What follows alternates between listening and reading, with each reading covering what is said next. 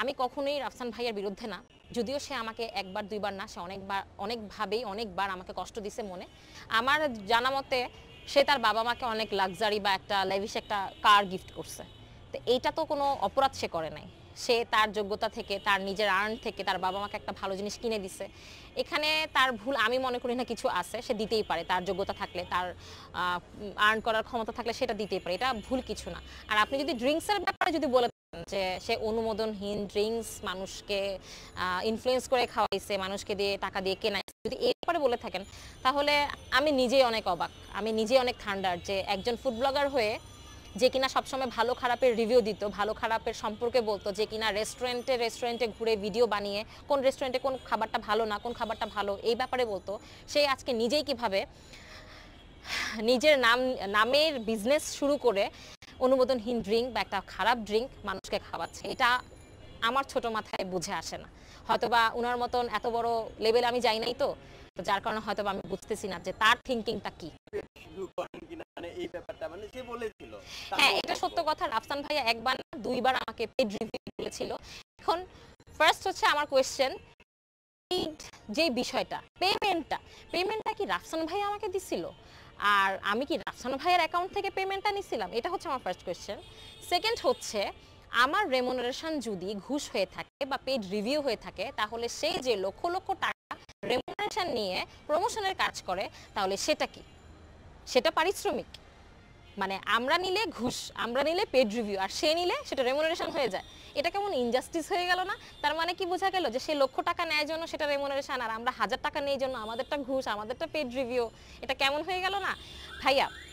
For all of kind information, দুনিয়াতে কেউ promotion ফ্রিতে করে না। আর যারা ফ্রিতে প্রমোশন করে হয়তো বা তার নিজের কোনো ব্যক্তি স্বার্থ আছে, স্বার্থ ছাড়া বা পেমেন্ট ছাড়া কেউ প্রমোশনের কাজ করে না।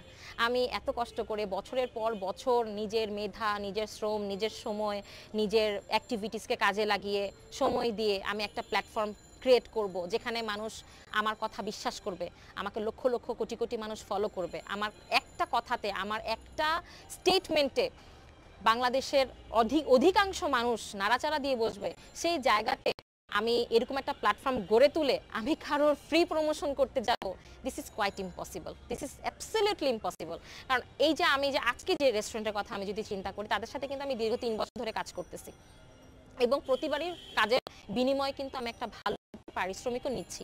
হয়তো বা সেই পারিশ্রমিকের সংখ্যাটা রাফসান ভাইয়ার মতন এত বড় না, অবশ্যই মানে 10-15 গুণ কম, বাট এটা আমার কাছে আমার আমার কি বলবো, আমার পারিশ্রমিক, আমি পরিশ্রমের বিনিময়ে পারিশ্রমিক।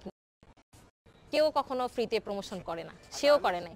রাফসানকে নিয়ে ব্যক্তির মানে সাধারণ মানুষ থেকে শুরু করে আমাদের জেনারেশন সবাই একটা আশা করেছিল, মানে সেই আশাটা আপনি কি মনে করেন যে সেই আশাটা কি নষ্ট হয়ে গিয়েছে কিনা, বা এই ব্যাপারটা নিয়ে আসলে আপনি কি বলবেন? কারণ আপনাকে প্রশ্ন করার উদ্দেশ্য একটাই, যে আপনিও কিন্তু ফুড ব্লগ করতেছেন এবং কন্টিনিউ, সেটা আপনার জায়গায় আপনি প্রতিষ্ঠিত হয়ে গিয়েছেন, এবং রাফসান দা ছোট ভাই সেও কিন্তু প্রতিষ্ঠিত, কিন্তু আপনারা কিন্তু দেখা যায় যে যদি ওই হিসেব করে ধরি যে আপনারা সেমই, আপনি যেভাবে কাজ করছেন একই ইন্ডাস্ট্রি, কেউ সিনিয়র কেউ জুনিয়র, একটা ভাবে কাজ করছে, আপনি একভাবে কাজ করছেন, কিন্তু ক্যাটাগরি তো সেম। মানে এই জন্যই আসলে আপনাকে প্রশ্নটা করা। আপু দেখেন, ভাইয়া শুরু করছিল কিন্তু ফুড ব্লগিং থেকে বা ফুড রিভিউ থেকে, বাট একটা সময় যখন সে এক্সট্রিম লেভেলের পপুলারিটি পেয়ে যায়, তখন কিন্তু সে নিজেকে ফুড ব্লগার বা ফুড রিভিউয়ার বলে দাবি করতো না। সে বলতো যে না, আমি কোনো ফুড ব্লগার না, আমি জাস্ট এন্টারটেইনার। ঠিক আছে, সে এটা বলতেই পারে, সে একজন এন্টারটেইনার, আমি এটা অ্যাপ্রিশিয়েট করি। হ্যাঁ, অবভিয়াসলি আমি তার ভিডিও দেখে যদি আমি এন্টারটেইনড হই, তাহলে why not, he is a entertainer. But সে ওই জায়গা থেকে যখন অন্য মানুষকে ঘুষখোর বলবে, অন্য মানুষকে পেড রিভিউয়ার বলবে, এবং তার জায়গা থেকে সে এত বড় একটা প্ল্যাটফর্মে যাওয়ার পরে, এত বড় স্টার হয়ে যাওয়ার পরে, বাংলাদেশকে রিপ্রেজেন্ট করার মতন ক্ষমতা থাকার পরে, সে যখন একটা অনুমোদনহীন ড্রিঙ্ক বাজারে আনবে, এটা অবশ্যই দায়ভার তাকে নিতে হবে। আর সবাই রাফসান না। ইনশাল্লাহ আমি যখন কোনো বিজনেস শুরু করব, শতভাগ নিশ্চিত হয়ে আমি বাজারে কিছু আনবো যেন আমার দ্বারা সিঙ্গেল একটা মানুষের ক্ষতি না হয়। এটা সত্যি কথা, অনুমোদনহীন ড্রিঙ্ক হয়তো বা রাফসান ভাইয়া বাদে আরো অনেক কোম্পানি আনছে, এটা ট্রু, বাট সব দোষ রাফসান ভাইয়ের হয়েছে। কেন? কারণ সে যে স্টার, সে যে বাংলাদেশকে রিপ্রেজেন্ট করার মতন ক্ষমতা রাখে, সে যে লাইমলাইটে আসছে অনেকবার। সব থেকে বড় হচ্ছে, বাজারে যারা অনুমোদনহীন ড্রিঙ্কগুলো আনে, তারা কিন্তু রাফসান ভাইয়ের মতন এতটা পপুলার না যে তাদেরকে বুলিং করে অন্য কারোর উপকার হবে, বরং রাফসান ভাইয়ের মতন একজন স্টারের বুলিং করে কিন্তু কিছু কন্টেন্ট ক্রিয়েটর বলবো না, আমি বলবো যে কি বলবো, কিছু মানে পেজ আর কি, হ্যাঁ, যারা কিনা হাজার হাজার লক্ষ লক্ষ ভিউ কামিয়ে নিচ্ছে, তাদের উদ্দেশ্য হচ্ছে আরেকজনকে বুলিং করা, আরেকজনকে খারাপ খারাপ কথা শোনানো, আরেকজনের ব্যাপারে কটু মন্তব্য করা, তাদের কাজটাই হচ্ছে এটা। আমি কখনোই রাফসান ভাইয়ের বিরুদ্ধে না, যদিও সে আমাকে একবার দুইবার না, সে অনেকভাবেই অনেকবার আমাকে কষ্ট দিছে মনে, but as a person, as a human being, as a content creator, আমি জুনিয়র কলিগ তার, অ্যাজ এ জুনিয়র কলিগ আমি সবসময় তার ভালো চাই, এবং সেই ভালো চাওয়ার জায়গা থেকেই আমি দোয়া করি সে যেন সবসময় ভালো থাকে, আমাদের বাংলাদেশের প্রত্যেকটা মানুষকে যেন সে অনেক বেশি এন্টারটেইন করতে পারে, সে যেন ভালো ভালো ভিডিওস আনতে পারে। আমি ফার্স্টে আপনাদেরকে একটা কথা বলি যে, যদি এটা ফার্স্টে বলি না, অনেক শেষেই বলছি যে আমি 2019 থেকে তার ভিডিওস দেখি। আমি জানি না সে কত সাল থেকে ভিডিও বানানো শুরু করছে, বাট আমি তার ভিডিওস দেখি 19 সাল থেকে। তখন থেকে আমার তার ভিডিওস ভালো লাগতো, আমি কিন্তু তার ডেডিকেটেড একজন ভিউয়ার ছিলাম, আমি কিন্তু তার একজন ছোটোখাটো একজন ফ্যানও ছিলাম।